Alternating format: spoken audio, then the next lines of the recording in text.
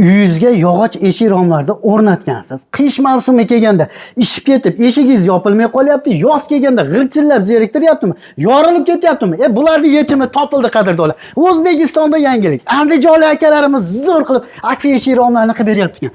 Ko'rib turgan joylaring uzunligi 14,5 metrga, balandligi 3,10 joyimizda.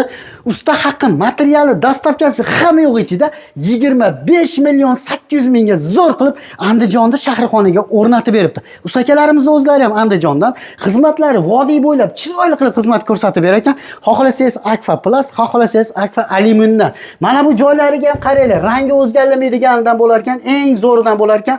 3 yil servis xizmatlari bo'lar ekan.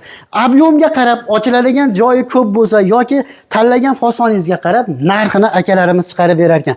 Pastda nomer qoldiraman, aloqaga chiqaverasizlar. Shu ko'rib turgan xonadonlaringni ham egalari musofirda turib zakaz bergan ekan, qo'rqmasdan zakaz bersalar bo'laveradi.